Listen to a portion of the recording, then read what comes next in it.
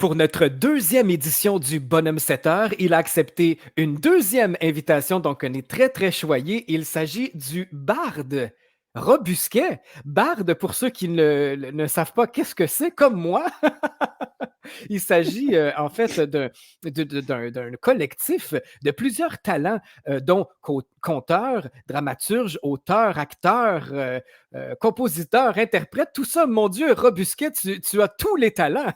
Oh, oui, merci beaucoup, c'est bien gentil. Très excité de te revoir, cela, et ça va être très excitant de te raconter cette histoire-là, bien aimée de beaucoup de personnes, et ça fait la peur du Griffinville, comme on va voir. Oui, parce qu'aujourd'hui, à l'émission, on s'attarde à l'histoire d'un meurtre très, très, très célèbre survenu à Montréal en 1879.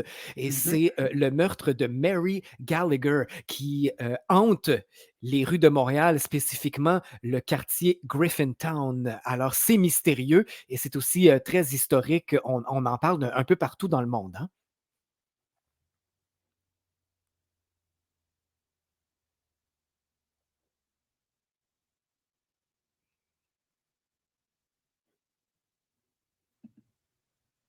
Ça va?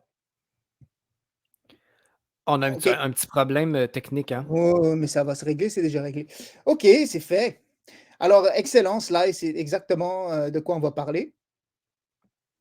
Mais avant de raconter la max histoire, j'aimerais souligner l'excellent TAV de recherche historique de Donovan King.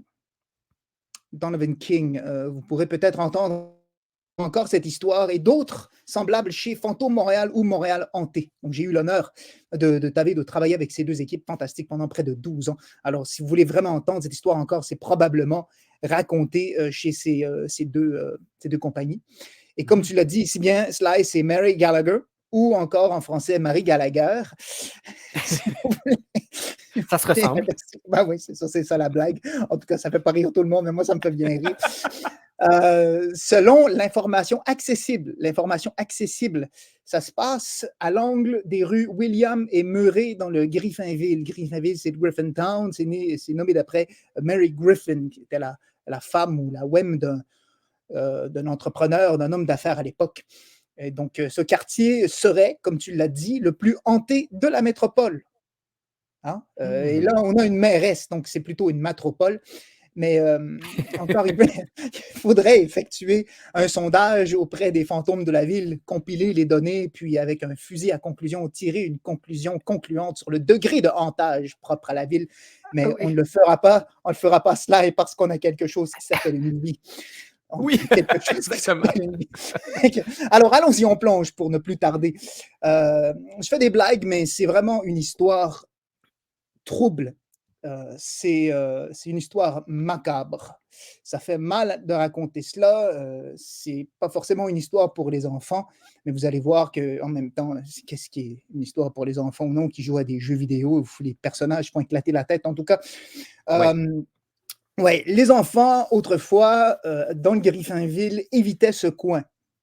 Ils évitaient ce coin de Murray et William. Les parents avertissaient leurs gamins que s'ils faisaient des bêtises, Marie sans tête les punirait.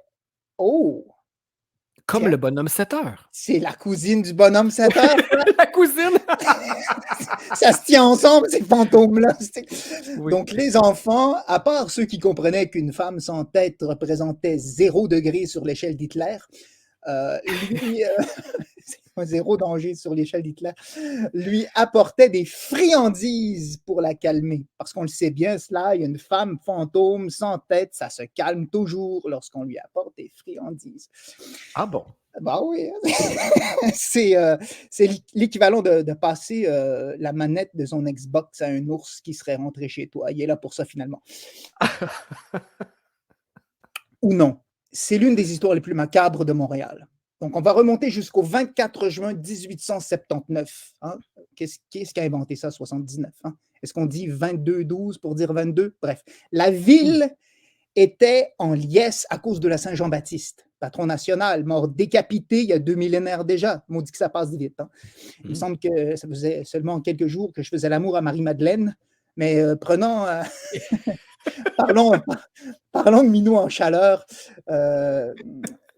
ce jour-là, 2 femmes, les plus meilleures amies au monde, Sly, Oh, étaient sorties visiter les bars non loin de la place Jacques-Cartier. Donc OK. ouais, à l'époque, c'était le Vieux-Montréal, à cause du port à côté. Donc, c'était l'uve-d'uve de la ville. C'était un point économique important, névralgique. Et la Mmh. variété de monde, Sly, dans ce bout-là, la variété de monde, on trouvait des débardeurs portuaires, des marchands, des arrimeurs, des immigrants, la populace lasse, on trouvait des mendiants rôdeurs et des robeurs et des dérobés, puis des bagasses, puis des belles de nuit, puis des vaudreurs, puis des vaudrés, puis des gamins. Écoute, c'était l'uve-d'uve. La liste Wow! s'allonge. Oui, oui. Mmh. Alors, forcément, ces femmes-là, tu l'as deviné, c'était des travailleurs de rue. Elles t'avaient la rue. Donc, tu avais Mary Gallagher qui avait 38 et Susie Kennedy qui en avait 26. Pense aux âges ici, c'est important. Oui. Ouais, c'est critique en fait. Donc, ces deux dames, disons que hein, elles étaient ensemble et sans être ensemble parce que c'était des pompistes, c'était des anatomistes, c'était des exploratrices d'épis, c'était des corn stars, si on comprend. Mmh. Alors, oui, on comprend remusqué, on n'est pas cave, merci. Elles, elles étaient des bagasses, là, à la recherche de clients et ça visitait les bars, ces filles-là. Hein. Donc, Mmh. en prime, elles visitent à un moment donné la taverne Joe Beef. En français, c'est Joseph Boeuf. C'était Ah oui. probab- C'était probablement l'époux de Marie Haché. On ne sait pas. Mais c'était un bar médiocre selon les experts en qualité de bar. Puis, OK. finalement, en traversant la plage Jacques-Cartier, les deux rencontrent Michael Flanagan ou Flanahan. Donc, ça, c'est un beau bonhomme de 32. C'est un débardeur mirliflore. C'est une armoire de grâce. Un Adonis portuaire musclé du canal La Chine. Un Highlander naturellement épilé qui se change en loup-garou vampire, chirurgien. Bref. En tout cas, les femmes l'aguichent, l'envoûtent et l'emmènent dans une taverne. Mmh. Elles étaient efficaces quand même. Là, Mmh. tu sais. Oui. Puis, ouais, bientôt, les trois s'enivrent l'après-midi durant. Donc, ça commence à se saouler. Là. Fait qu'elles séduisent Michael Flanagan, puis chacune essaye de le gagner comme client. Il commence à avoir de la compétition. Mmh. Michael, Michael, come with me, Michael. En fin de compte, c'est Mary qui l'emporte, dans les deux sens du mot. Oh! Donc, laissant Suzy derrière. Oh, oh, oh. Et Mary s'en retourne avec Flanagan dans un bouge. Puis Suzy reste chez elle, toute seule, avec les mains vides. Comme le disait si bien Madame Brossard de Brossard. La madame n'était pas contente. Ah non, hein? Et non, mon homme. Fait que là, après 2 jours de dégustailles qui urgent, j'en suis l'assoifaille du murge. Mary emmène Flanagan chez Suzy, pas gêné. Mmh. Au 242 rue William vers 6 heures du matin, le 27 juin, dans son appartement au 2e étage à l'angle des rues William et Murray. Et que c'est précis comme information, Oui, hein? la police est contente. Mmh. Donc, elle monte par l'escalier de service en apportant plusieurs bouteilles de whisky. Hein? Donc, OK. Suzy les accueille. Elle les accueille à contre-cœur, évidemment, hein, parce qu'elle n'est pas contente. Là. Mmh. Tu m'as pris mon client. Fait que là, il y a de la compétition de ces deux-là, mais c'est les plus meilleurs amis au monde. Fait que malgré la tension, les trois vident les bouteilles avant les cloches de midi. C'est quoi les cloches de midi, Sly, à l'époque? Mais c'était probablement l'appel de l'Angélus vers midi. Fait que c'est une prière catholique, ça. Hein? Ah. Donc, ouais, encore l'ivresse corporelle et les trois sont pactés comme une caisse de 24. Mmh. Tu peux pas plus pacter qu'une caisse de 24. Ça Fait devait que, être beau. ouais, on dit t'es sous comme un trou d'eau, mais j'ai jamais vu un trou d'eau sous. Fait que c'est une caisse de 24. Donc vers midi, écoute bien, là ça devient sérieux. Je fais des blagues parce que ça détend l'atmosphère, j'ai l'habitude. J'ai quand Oui. même raconté cette histoire-là pendant presque 13 heures. Là. Je connais mon public. Il y en a qui sont vraiment apeurés par ce genre d'histoire. Je faisais des blagues pour apaiser un Atténuer peu. un peu, oui. Oui, oui, oui, c'était nécessaire pour Mmh. créer un peu de confort dans le public parce que ça devient très, très difficile à prendre pour certaines sensibilités. Fait que Mmh. vers midi, le locataire du rez-de-chaussée, Mademoiselle Troy ou 3, elle entend un bruit fracassant qui fond le plâtre du plafond à 2 endroits. Donc là, elle se dit qu'est-ce qui se passe? C'est suivi d'un fracas. Elle entend ce qui ressemble à des coups de hache. Est-ce que tu veux que je fasse l'imitation des bruits de hache, Sly? Vas-y, vas-y, Robusquet. Shtack, shtack, shtack, c'est ma meilleure impression. Ah, Ça, c'est parfait. ça dure 15 minutes. Oh, quand même. C'est long, 15 minutes. Oui. Fait que là, il y a des gouttes de sang qui commencent à tomber du plafond. Là, Spucré, là, elle est vraiment apeurée. Elle décide d'envoyer son fils de 10 ans pour voir à l'étage ce qui se passe. Ben, mon Dieu, quelle bonne idée. Eh oui, le gamin mesure 2 mètres, il porte une armure magique qui fut l'élève de Bruce Lee. Hein. Il n'y a rien à voir. Ben, fait que j'ironise, évidemment. On a peur pour lui, Sly, c'est clair. Fait Ben qu'il oui. revient au bout de 30 secondes, blanc, morgue. Hein. Entrant, maman, il y a une femme là-haut, sans tête. Hein? Bon, traumatisme pour le restant de ses jours. Bravo, maman. C'est là que Mademoiselle Troy décide d'aller chercher la police. Elle arrive à la station, lui explique que leurs effectifs ne sont pas assez nombreux pour étudier chaque changement et dérangement dans le griffe. C'était peut-être pourquoi la police a pris 12 heures avant d'arriver sur la scène du crime, hein, ça? C'est quand même 10 heures. Oui.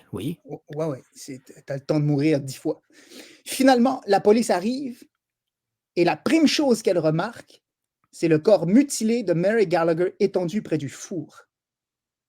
Elle avait été hachurée 14 coups brutaux partout.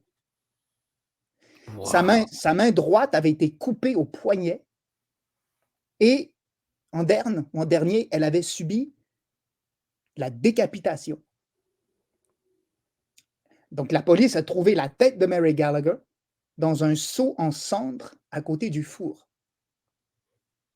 Hein, ça, c'est ce qu'on dit au Québec, elle s'est fait fourrer, pas à peu près, mais en tout cas, quant à Suzy, excuse-moi, excusez les C'était auditeurs. tout un client, là, ça, qu'elle a pogné là. Ouais, c'est incroyable. Là. Moi, j'aime faire des blagues, puis j'aime pas faire des blagues pour ces histoires-là parce que ça amoindrit le sérieux, parce que c'est grave, c'est vraiment grave. Puis Suzy, elle est trouvée dans son lit, étendue, ensanglantée, et elle avait partout des taches de sang sur les mains, les vêtements, le lit, une hache trempée rouge a été repérée dans une boîte tout près du lit. Il est où Flanagan? Il est parti. Il a été arrêté sur la rue Nazareth plus tard en soirée. Le bonhomme y affirme n'avoir aucun souvenir, aucune récollection de la nuit d'avant le crime, probablement parce qu'il était vraiment pacté, il était sous forte consommation d'alcool. Et vraiment, c'est totalement impossible. Hein? Qui était là pour le vérifier ça? Hein? Donc, on prend les témoignages, on recueille l'information. Et c'est inutile de dire que Suzy, quand est venu le temps de la juger en cours, a été trouvée coupable de meurtre et condamnée à être pendue. Par contre, attention, Michael Flanagan s'en tira parce qu'il n'existait pas assez de preuves pour se prononcer à son égard. Donc, beaucoup de personnes sont restées sous le choc à l'idée qu'une femme pût commettre un tel crime violent, surtout contre un membre de son sexe. Parce que les femmes sont toujours très gentilles entre elles. Ben oui, ils se supportent. Mais là, il y avait la petite, pas confrontation, mais il y avait la compétition, là. C'est bien souligné. C'est exactement ce qui se passe. Et donc là, on ne peut pas mettre ça de côté. Fait que même si j'ironise pas. Hein? Donc, il est également important de se rappeler qu'à l'époque victorienne, c'était impopulaire et même très sensible d'exécuter les femmes. Donc, l'une d'elles avait été crixée, avait été tuée, mise en tombe quelques années auparavant et le geste avait été très mal accepté. Donc, il y avait une mentalité à l'époque. Les femmes étaient des créatures de vertu, c'était des créatures intouchables. Voilà, c'était la mère, c'était, voilà. C'est curieux quand même, hein, mais c'est important pour les gens de l'époque de voir les femmes comme ça. Donc, aussi, Suzy fut-elle un peu plus qu'un peu détraquée. Hein? C'est la raison pour laquelle Sir John A. Macdonald, le prime sinistre du Canada, vous savez, celui qui voulait la mort des indigènes, les Premières Nations, les Autochtones, et décida de... Oui, c'est ça. Mais quand même, il a décidé de commuter la sentence de la peine de mort à l'emprisonnement perpétuel dans le pénitencier de Kingston, en Ontario. Donc, pénitencier, ça vient de penitencia, ça signifie la bonne place. C'était juste pas la bonne place. Il faut regretter pour être là. Bon, donc, elle arrive à Kingston, et puis la prime chose qu'ils font, et s'ils font ça à chaque prisonnier, chaque prisonnière, c'est de remplacer son nom par un numéro. Donc, son numéro va être le 9677, 9677. Et les gardes la déploient en site aux oubliettes. Donc, elle se retrouve, tiens-toi bien, dans un cachot mesurant 60 cm de large par 150 cm de long. OK. C'est intense, hein? C'est pas grand, ça, là. Elle va passer combien d'années penses-tu là-dedans? Elle va Aucune passer idée. 11 ans. 11 ans. 11 ans dans un cachot de 60 cm par 150 cm. Et Incroyable. c'est incroyable. Et qu'est-ce qu'elle va faire pendant ces 11 ans? Elle va tricoter pour le compte de la prison des choses comme des uniformes et même des uniformes de la police montée du Nord-Ouest. Donc, un meurtre passionnel sous influence de l'alcool et bang, 11 ans dans un trou. Alors, qu'est-ce qui lui arrive dans ces conditions frumides? Frumide, c'est froid et humide. Ah, ben oui, pourquoi pas. Hein, qu'est-ce qui lui arrive? Donc, aujourd'hui, Sly, elle écouterait des vidéos sur YouTube qui l'encourageraient à poursuivre ses études. Hein? J'ironise. Mais c'est la tuberculose pulmonaire. C'est la tuberculose pulmonaire ou la consomption qui s'empare d'elle. Et ça va être la fin de son séjour terrestre en juillet 1890. Écoute bien l'ironie du sort, Sly. Hmm. Okay, moi, j'ai trouvé ça là, après des années à raconter cette histoire. C'est Oh, un détail infime, mais c'est fascinant, c'est l'ironie du sort. Okay? La faculté de médecine de l'Université Queen reçoit son cadavre comme don. Et la fille qui avait assuré une fille se fait découper par des bistourineurs anatomistes. Incroyable. Donc, si tu décapites un vivant, c'est un meurtre. Puis si tu décapites un mort, c'est de la recherche.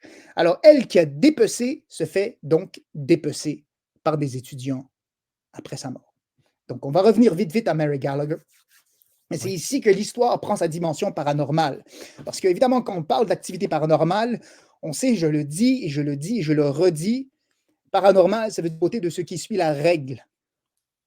C'est le mot qu'on a trouvé pour expliquer quelque chose qu'on ne peut pas expliquer. Tu peux inventer un autre mot, puis ça va avoir la même valeur. Okay? C'est parce qu'on ne comprend pas le phénomène qui suit. Donc là, ce qu'on fait, c'est qu'on analyse l'histoire, puis on essaie de comprendre à partir des faits pour ensuite faire un lien avec ce qui apparaît comme étant inexplicable. Ça, c'est notre processus. Donc, voici. Alors, Mary Gallagher, il est dit qu'elle revient à tous les 7 ans, à l'angle des rues William et Murray. Il est dit qu'elle revient pour une raison et une raison seule, parce qu'elle est toujours à la recherche de sa tête. Bon. Ah. Entre toi et moi, Sly, retrouver sa tête quand tu n'as plus de tête, c'est difficile d'y parvenir sur un coup de tête, hein, quand même? Oui, ça, c'est bien dit. Ça ça va être un défi. On va souhaiter la bonne chance à la Mary, hein? Oui. Mais sa next apparition est prévue pour le 27 juin 2024. Oh! Alors ça s'en vient. Ça s'en vient. Donc, mettez ça à votre agenda, mesdames et messieurs, si vous n'avez pas de vie. Mais ça reste que apparemment, il y a un prêtre irlandais, un prêtre catholique, qui aurait célébré une messe pour le repos de son âme. Donc, OK. il faut s'interroger sur la valeur d'une messe pour le repos des âmes, quand même, parce que c'est fait. Alors, est-ce qu'elle va réapparaître? Est-ce qu'elle a trouvé repos? Est-ce qu'elle a été pardonnée? Est-ce qu'elle s'est pardonnée elle-même? Qui a vu le fantôme ou le spasme ou le spectre de Mary Gallagher pour qu'on puisse avoir cette histoire, pour que ça nous parvienne et qu'on se la raconte, toi et moi, en 2022. Hein? Est-ce qu'il y a juste une personne ou plusieurs témoins oculaires? Moi, je n'ai pas rencontré ces personnes, je n'ai pas pu les interpeller ni leur poser des questions en profondeur. Alors, c'est une histoire qui m'a été donnée, puis je l'ai racontée, puis j'ai commencé à me lasser un peu aussi de cette histoire parce que je me disais, je raconte quelque chose sans avoir moi-même interrogé des témoins oculaires. Ça commençait à m'asticoter un peu. Alors, ça reste dans les archives de Montréal. On donne la crédibilité aux témoins oculaires, et puis ça reste là, vraiment, parce que c'est impossible de retourner en 1879 avec une caméra pour voir une femme apparaître décapitée. Hein? Exact. Voilà, donc on se contente de la narratique et puis chacun tire ses conclusions avec un fusil à conclusion concluant. Ça, Mais c'est Robusquet, de 1879, l'année du meurtre, jusqu'à aujourd'hui, il n'y a pas eu à la ville de Montréal des témoignages de gens qui auraient vu, parce qu'il y a eu plusieurs cette année entre 1879 et aujourd'hui, donc il y aurait pu avoir des témoignages de répertoriés à travers les années. Est-ce que tu es au courant de ça? ta question est légitime et c'est la question que doivent se poser certains téléspectateurs ou auditeurs. C'est normal de se poser cette question-là. Moi, mes connaissances, comme je l'ai dit, selon les informations accessibles que moi j'ai pu trouver et que d'autres ont pu rechercher, ça reste assez flou, ça. Tu vois? Personne ne prend ça au sérieux. Est-ce qu'elle revient à chaque 7 ans? Qui est-ce qui se déplace? Mais il y en a qui se sont déplacés et qui n'ont rien vu. Mhm. Est-ce que c'est juste une présence? Est-ce que c'est la température de l'air qui chute? Est-ce que c'est cela? C'est tout ce qui nous reste? Vois-tu? Mm. Ouais. Mais moi, je ne peux pas répondre à ces questions avec une compétence satisfaisante. Mhm. Hmm. Parce qu'il faudrait que je trouve des archives qui existent peut-être. Mais qui est-ce qui Ouais, a vu Mary Gallagher pour ensuite dire je l'ai vu et a produit un document qui est repérable? c'est Peut-être ça. qu'elle peut-être qu'elle a été vue, mais il n'y a personne qui a produit un document repérable. Alors Ouais. on est dans le noir finalement. C'est ça Hmm. avec ces histoires-là. Mais c'est presque qu'une histoire digne d'un film. Il pourrait y avoir un film sur ce fait vécu-là, quand même, parce que le meurtre existe bel et bien. Mhm. C'est l'histoire du fantôme après, où là, il y a plusieurs interprétations, il y a plusieurs Oui, possibilités. la police de Griffinville a tout ça là, dans les archives. Oui, Ça a été documenté, c'est passé en cours. C'est pas n'importe quoi. Là. Michael Flanagan aurait pu être dans le cachot à côté de Susie Kennedy s'il avait été trouvé coupable. Donc oui, forcément, s'il a été absolument. relâché, lui qui était sur la scène du crime, s'il a été relâché, c'est parce qu'il manquait des preuves contre lui. Il n'y avait Ouais. aucune raison de tuer Mary Gallagher. Tu sais. Mhm. Et à l'époque, il ne faut pas oublier, il n'y a aucune autopsie possible. Et on ne peut pas savoir si elle est enceinte ou non. Fait que si lui, il l'avait enceintée, il avait peut-être soudoyé Susie Kennedy pour faire Mhm. ça. Et c'est un Mhm. crime passionnel, puis c'est elle qui a écopé. Puis lui, il a juste nié tout ça, puis tu sais, on ne sait pas, là, ça va très loin. Là, on a des techniques, puis c'est beaucoup plus difficile pour les criminels de s'évader. Mhm. Tu laisses tes empreintes digitales quelque part une fois, puis tu es foutu. Tu sais? Ouais. Alors, c'est rendu encore plus perfectionné, mais encore avec ces techniques-là, c'est possible peut-être d'échapper. Donc, mais ce qui nous intéresse dans cette histoire, c'est l'activité paranormale. Parce que si le récit vous intéresse tellement, ben, il y a des archives, vous pouvez les consulter. Oui. Mais en ce qui concerne l'activité paranormale, le témoin ou la témoine oculaire, c'est non repérable. Eh bien, peut-être que ça pourrait se renouveler en 2024, comme tu l'as mentionné. Alors, peut-être qu'il y aura une activité quelconque dans les rues de Griffintown et que là, sortez vos appareils photo, sortez votre calepin de notes et peut-être que ce sera enfin répertorié et un peu plus précis. Oui, et puis là, Hmm. si c'est répertorié, c'est plus qu'une légende, parce que là, c'est rentré dans l'ordre de la légende urbaine. Oui. Mais si on la revoit, là, ça va être un phénomène qui va être culturel, qui va faire partie de l'histoire de la ville et ce sera plus juste légendaire. Là, ça rentre dans le domaine de la légende parce que si elle ne Mhm. réapparaît plus, on va juste dire: «Bah oui, il y a quelqu'un qui l'a vu à un moment donné» et puis on ne sait pas trop, puis tu sais, c'est comme ça que ça fonctionne les légendes, je pense. Fait Ouais, que ouais, ouais. ouais.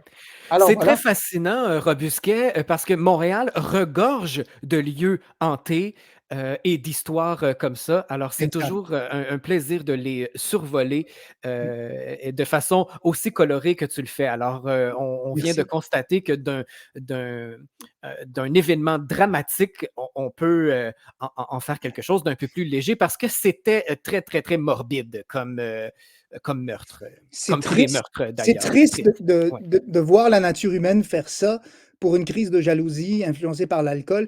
Mais à ouais. titre d'intérêt pour les personnes qui ont, la motivation d'approfondir ce genre d'histoire, le Mont-Royal, c'est reconnu comme le mont le plus hanté du monde, parce que c'est un Wow! ancien cimetière indigène, hein. Donc les Ah autochtones oui, voilà qui explique oui tout. monsieur, oui monsieur. Il y en a eu des morts Wow! là-dessus. Écoute, c'est un cimetière. C'est 2 cimetières, le Ouais, Mont-Royal, OK? ouais.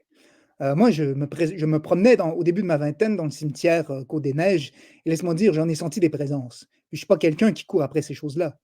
Alors, Mmh. c'est pas mon imagination non plus. J'ai quand même une bonne maîtrise de mon imagination. C'est pas comme: «OK, là, j'ai le goût de sentir des présences». Non, ça marche pas de même, ça marche jamais comme ça. Fait que Mmh. c'est un lieu, qui est assez hanté, le Mont-Royal, hein, donc On si vous pourra pouvez faire peut-être des en parler une autre fois, à l'émission parce que c'est vraiment, fascinant, c'est passionnant en tout cas. oui. Pour les gens qui, aiment beaucoup la façon dont tu, racontes, où est-ce qu'on peut te retrouver, Robusquet? Ben, merci Sly. Vous pouvez me trouver sur YouTube. Moi, j'aime bien, lire des textes, c'est soit mes textes, des textes des autres aussi. Je viens de finir aussi une trilogie, Healing et c'est une histoire qui a lieu dans un univers mythologique, l'univers de Féalgar. Les thèmes centraux de cette trilogie sont, le féminisme et la beauté. Donc, depuis mon passage à l'École nationale de théâtre, c'est quelque chose qui me tracasse, qui m'habite. C'est je m'interroge sur la valeur du féminisme et les rôles de femmes en littérature et au théâtre. Donc, il y a beaucoup de cela dans la trilogie Hélène. Alors, je lis des textes sur YouTube beaucoup et peut-être que je vais reprendre Paranormacité ce printemps qui vient. Donc, on verra. D'accord, à surveiller. Alors, Oui, cherchez Robusquet sur YouTube et tu es également sur, Facebook pour les gens qui veulent s'abonner à ta page, pour avoir, un peu plus de nouvelles sur toi. Merci exact. infiniment d'avoir participé une fois de plus au Bonhomme 7 heures, Robusquet. Ben, merci beaucoup, Sly. On se revoit bientôt. À la prochaine. Ciao.